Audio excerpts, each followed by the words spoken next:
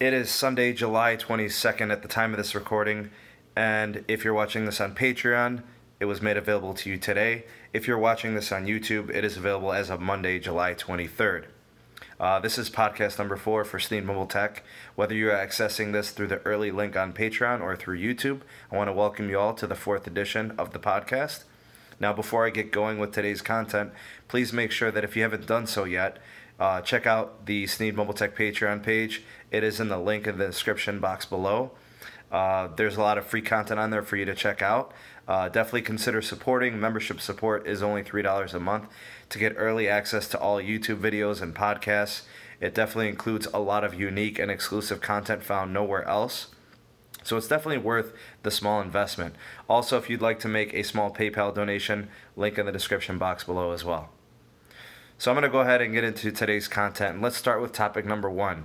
Topic number 1 is on the highest paid executives in TV, telecom, network providers, and so on. So what I did was, because our channel focuses mostly on smartphone provisions and networks and ISPs and stuff like that, I just wanted to focus on some of the ones that were relevant to the channel. So you guys can see in the screencast there, you have Neville Ray, who is the CTO of T-Mobile. Some of his, earnings have been cited dating all the way back to 2016. You could see in 2016 he made a very meager $6.5 million. In 2017, it looks like he got a raise at about $8 million.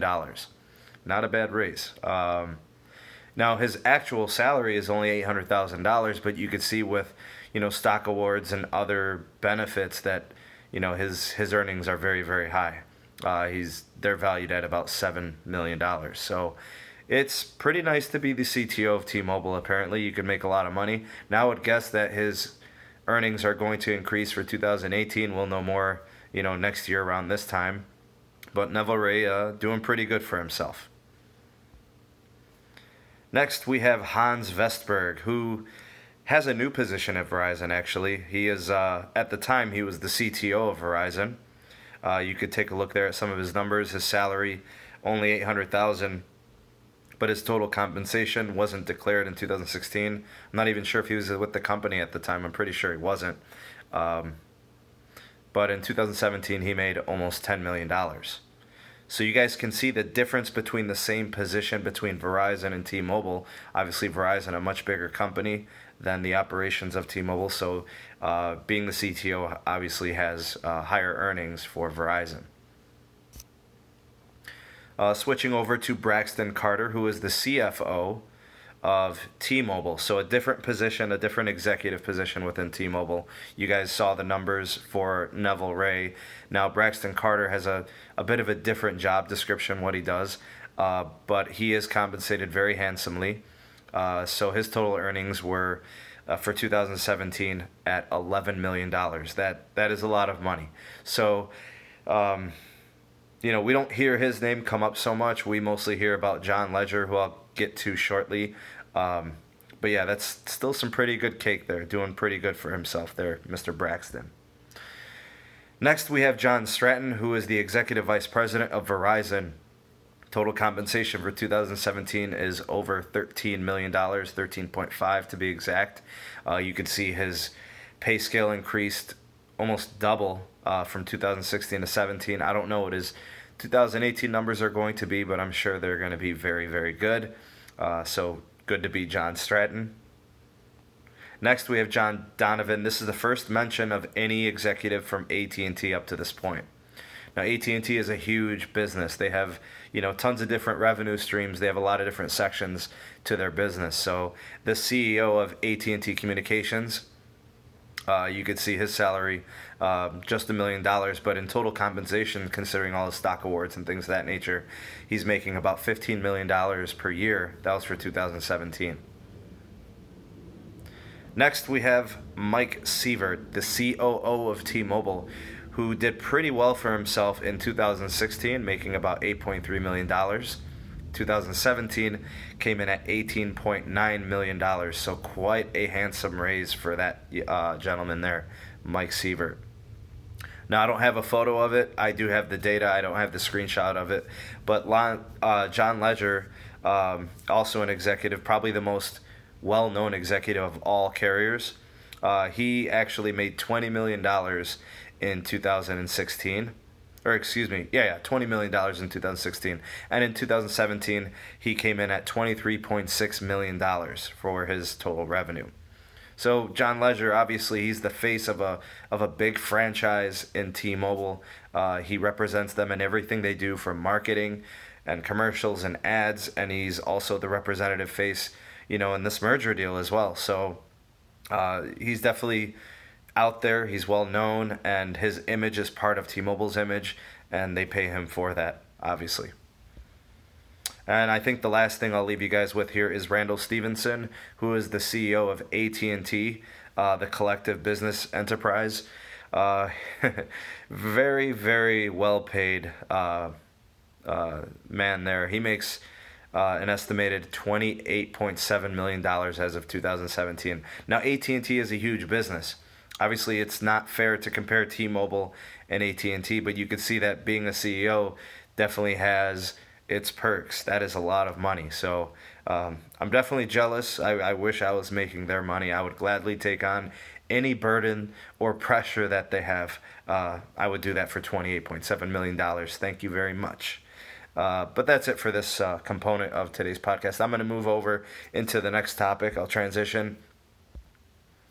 What we have here is a little bit of data, and I'm going to just have to kind of explain where exactly this data was taken from and what it represents. So the average customer age by carrier is being represented here in this visual.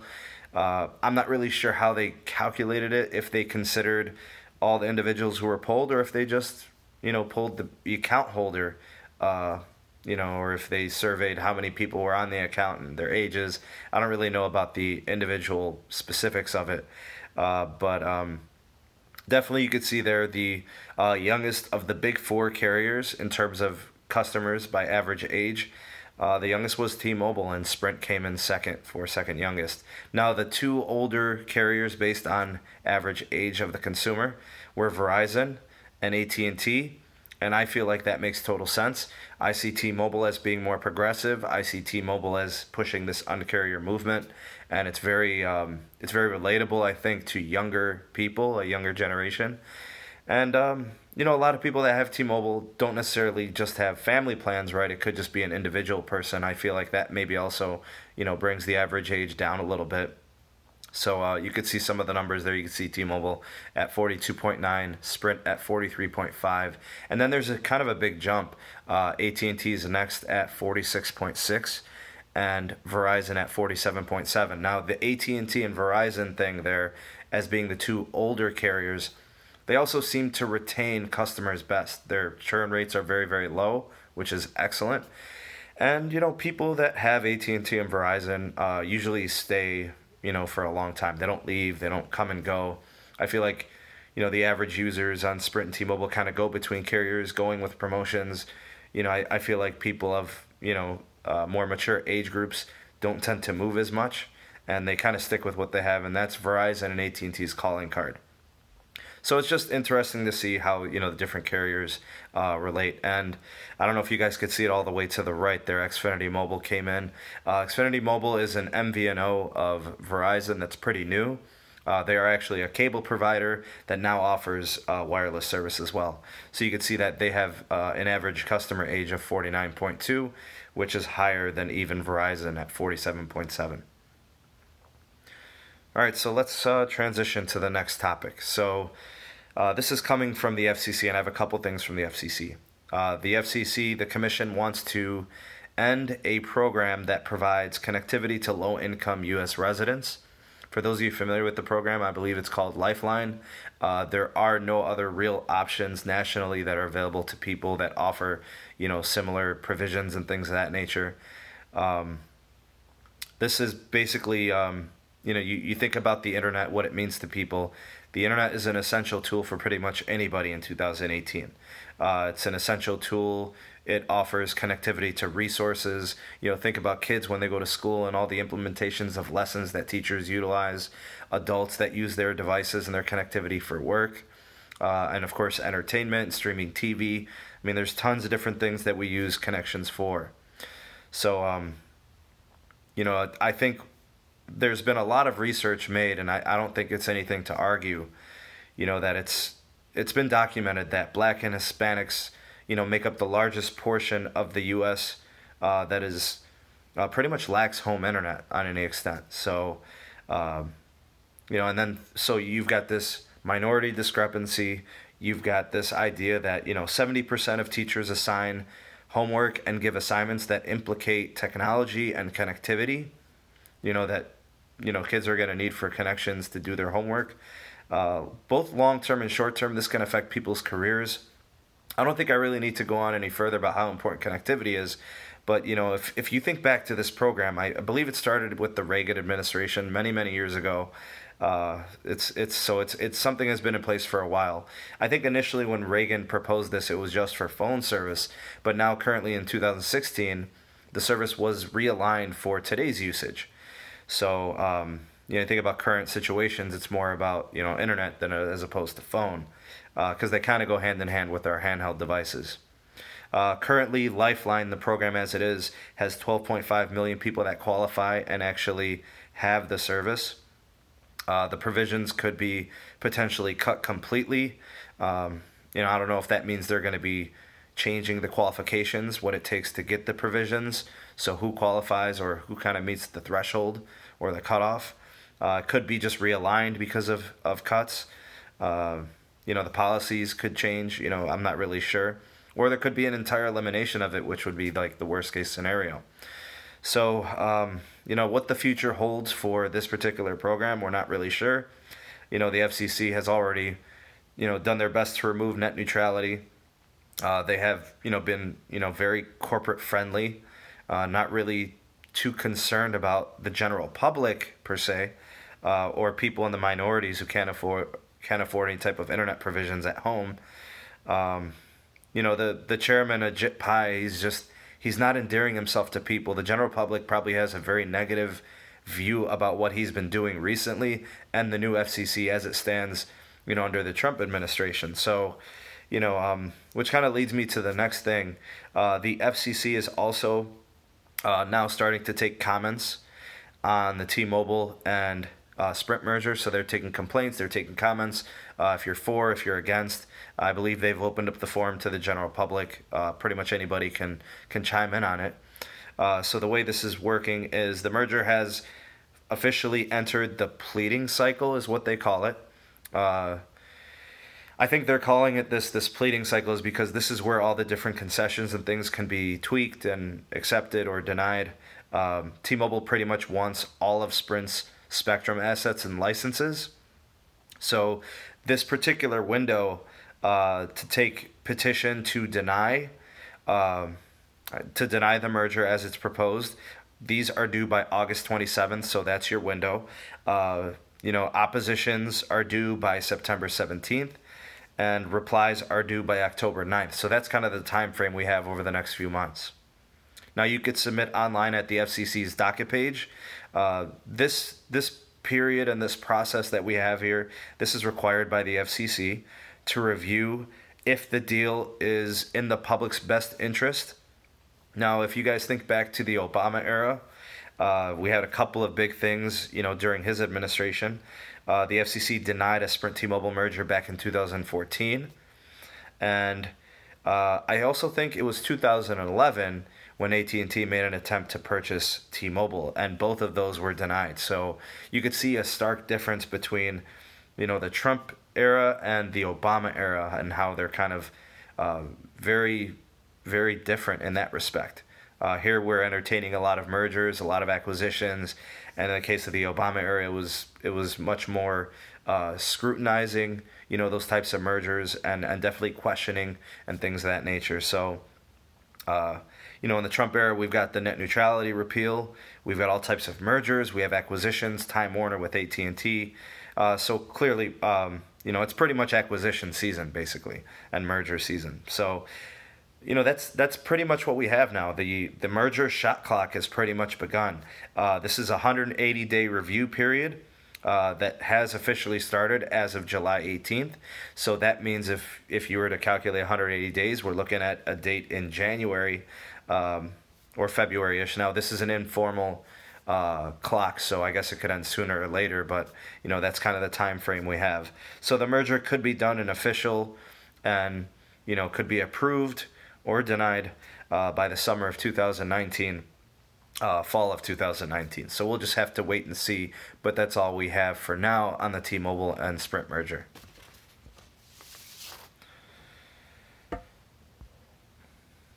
All right, I'm going to go over to some cord-cutting news. So maybe not the most important thing to think about, but some people, I'm sure they do a lot of shopping at different places, and they probably haven't really thought of Walmart maybe doing this, but apparently, Walmart wants to get in on some streaming services. So they are thinking about trying to compete in a space that, Netflix and Amazon Prime seem to be really doing very well. You have Sling, you have other services, for streaming TV. And I think this is actually more about Amazon Prime than it is actually about like Netflix. I think Netflix has kind of solidified itself as one of the go-tos. I think Hulu also. But in terms of Amazon Prime, I think Walmart wants to get in on some of this and compete with them. So I think Walmart thinks that there must be some customer potential in this. I'm not really sure. It does seem like this is a congested market with very limited amount of space and customers to go around, but who knows? It might be something that somebody would consider. I think this is going to affect more of like middle America. I could see Walmart offering something unique in like an ad-supported free tier, something like really, really cheap. With a very limited amount of channels, something like that. But, it is kind of a congested market, and there's a lot of really big-time players in the space now. I'm not really sure how I would foresee Walmart taking advantage of this sector. So maybe it's just a situation where everybody's taking a little bit from each other, or maybe it's something that Walmart can capitalize on. I'm just not really sure. But Walmart is a huge company. They have tons of money. If they want to throw it at a project like this, pretty much like what Google does, then maybe it's something they want to give that a shot with. So we'll have to wait and see what Walmart does with that. In other cord-cutting news, DirecTV now has relaunched its TV service promotions for their streaming service. Previously, they had this offer where it was 3 months at $10 per month for their entry-level plan. They initially raised the prices recently for, I think, August. And I think they were kind of backtracking on that. I think they saw that so many of their customers were willing to leave if the price increased. There's a lot of options out there, so they want to bring back who they lost or who they potentially might lose and then prevent who was considered leaving. So, Sling, YouTube TV, there's all types of streaming services. It's very competitive, and I think what they want to do is make sure they don't lose their core customer base too soon. So they're definitely kind of backtracking on that. So if you need this type of a service, you want to take advantage of it, maybe you missed out on it and you want to join it now, now is definitely a good time to consider it. So definitely check it out, DirecTV Now. All right, next we're going to transition to the next topic. This is going to be Google news. So I think, Apple obviously with their iPhones, Samsung with the S10 and the Note 9, we got all these leaks and renders and rumors. We actually have some information from the Google Pixel phones, which we are expecting later on in the fall of this year. So we're starting to get some details now that are starting to emerge. We know that the new generation of smartphones for 2018, we actually have some code names for them now. So we have Crosshatch and Blue Line. Those are the names of the two devices coming out from the Google phone. So if you guys think back to the Google Pixel 2s, the 2 and the 2 XL, they were nicknamed or codenamed Walleye and Taiman. Or Taiman, I'm not really sure how to pronounce that. It's some kind of fish. Obviously the Walleye was the smaller device, and the Taiman or Taiman is the XL model of the second generation of phones. Now the original Pixels from 2 years ago, they were nicknamed or codenamed Sailfish and Marlin. So they've, Google's always done this. They've always called their codenames by these fish names. The Nexus 6, the one that was enormous, it was made by Motorola. That one was codenamed Shamu. So this is going to follow the same trend. So that's interesting to see that those are the names they're using, just kind of to throw it out there. We're seeing it in a lot of leaks, and different types of documentation within Google's AOSP. We still don't know what the Android P software name is going to be. I've seen people throwing some ideas out there. I've heard pistachio, I've heard peanut, we just don't know. And I don't know. They're usually sweet treats. I remember last year it was Android Oreo. We had nougat before that. We had marshmallow, lollipop, all the way going back to like Kit Kat and Jelly Bean and gingerbread, eclair, froyo. It's always been these treats and these sweet foods. So we'll see if that continues. I don't know. Let me know in the comment section below what your ideas are. Maybe you'll be right. We'll look back and, say, oh, you got it or whatever. Take a bet with a friend. So yeah, that's coming from Google. And there we go. Okay. All right. So Google actually has been hit with a record antitrust fine of $5 billion from the European Union. All right. So that's obviously a lot of money. $5 billion is nothing to sneeze at. So the European Union is fining Google for some Android things that, they feel are violating antitrust regulations.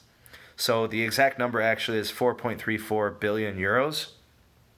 And the reasoning, the European Union is citing Google as breaking several antitrust laws. So they're kind of claiming that Google's been doing some general search manipulation. They've been accusing Google of, having Android device restrictions. I think this implicates European carriers as well. Preloaded apps and things of that nature, what's on and off by default, stuff like that. The Chrome browser, I think, was implicated in this, some other apps. Google's definitely going to appeal. I mean, nobody's going to be happy about paying a $5 billion fine. So definitely expect Google to appeal. I think this could definitely drag. This is not something that's going to be solved in 2 months, 6 months, a year. I mean, we've seen lawsuits like this drag on for half a decade, 6, 7, 8 years. So we're probably not going to get any resolution to this. I'm not sure if Google's going to go down without a fight, but I'm sure they have a great team of lawyers and they're ready to get going on this case. So I'll definitely report back if I hear or see anything on this report at a later time. All right, next story. Amazon Prime Day 2018 has come and gone. This apparently was a record-setting day.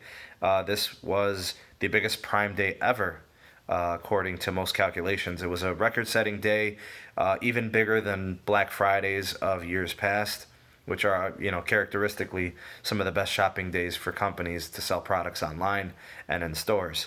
So Prime Day, for those of you that don't know or don't really pay attention to these things, is a 3-day event where Amazon puts a lot of special pricing on a lot of the common products and devices that they sell on their website. So I think in the U.S., there was some model of an Instant Pot. It was 23andMe DNA test and some type of a water filter were the number one sellers on Prime Day. In Canada, it was the Echo Dot, so actually some technology there that may be relevant to the channel, I guess. 17 countries contributed or participated in Prime Day. They sold a lot of TVs, a lot of Amazon branded TVs, a lot of the Echo devices and the connected devices that people have in their homes. I believe over 100 million different products were sold. 100 million products sold in total. So I personally didn't actually buy anything. I'm sure people out there did, obviously. Did you in particular buy anything? Let me know in the comment section below, what it was you bought, what you were looking for. Do you think you got a good deal on it? In retrospect, do you regret buying it just because it's on a price? You didn't really need it. Sometimes I feel like Prime Day, has people buying stuff that they don't necessarily need, but they take advantage of because the price is cut slightly. It's offered at a discount. And in a lot of cases, you might not necessarily need it, but I'm sure some of you were looking for something and you took the advantage to buy it on a day where it would be discounted. So let me know in the comment section below what you did. And I think what I'll do is with the last little time here on the podcast is I'll leave you guys with some deals. So Best Buy's offering $300 off on the Google Pixel 2 XL and $150 off the Google Pixel 2. for those of you that like to stay up on your devices, maybe it's a little bit late in the year to jump into this device. The third generation of the Pixels are up and coming pretty soon, but these devices are really good. You're getting probably the best camera on the market. You're getting a very smooth operation. You know, their version of Android is like butter.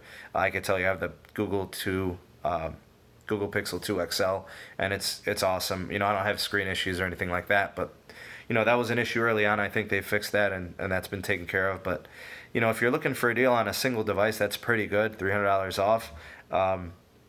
The deal is through Verizon as a carrier, so you've got to, you know, either activate a new line with Verizon or you'll be adding this to a new line of service. So you're going to be married to Verizon for a couple years on this, because the way these deals work is they apply the 300 or the 150 off as bill credits over 24 months.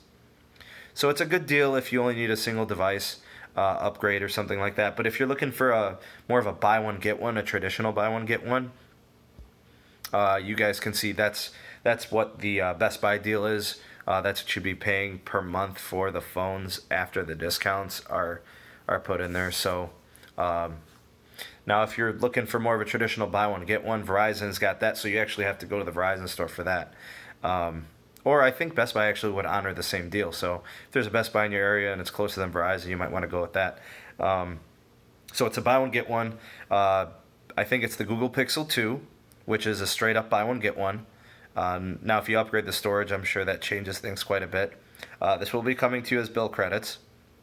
The Google Pixel 2 XL is $650 off, because obviously the device exceeds the $650 allotment. You'd be, you know, on the hook for the last, you know, $100 or $200, whatever the cost is, whatever the storage option is that you choose. So this is going to be coming to you on 24 bill credits. The credits start after 2 billing cycles, which always sucks because, you know, we like to see our money coming back instantly. But that's kind of how that works. So I think what I'll do is I'll just kind of wrap up there. It's kind of a short podcast today. But for this week, what's up and coming, what I see in the pipeline, we've got some updates coming. I think we'll start with the channel. So I'm fast approaching 1,000 subs. I think I'm going to plan on doing something special for the live stream. Live streams are every Friday. I'd like to start them by 2 and have them wrapped up by 4. So definitely join us for that. It'll be a special one because we should hit 1,000 subs by then. Also, in terms of the video updates, I have something from Verizon, AT&T, T-Mobile, and Sprint. I also have something from Boost and how it implicates the carriers. So definitely check it out. Stay tuned for that. Also, there's going to be some exclusive stuff on Patreon that isn't going to make its way onto YouTube.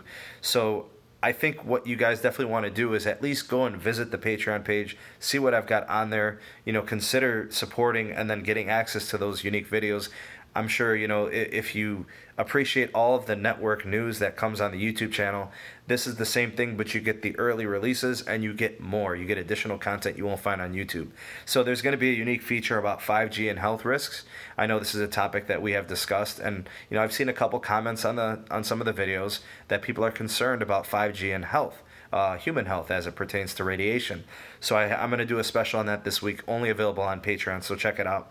And for next week's podcast, I'm going to be covering a lot of the iPhone renders, rumors, and leaks. There's some really solid information we have now for the 2018 iPhone lineup, and then also the Samsung Galaxy S10, which isn't released until probably, you know, early spring 2019.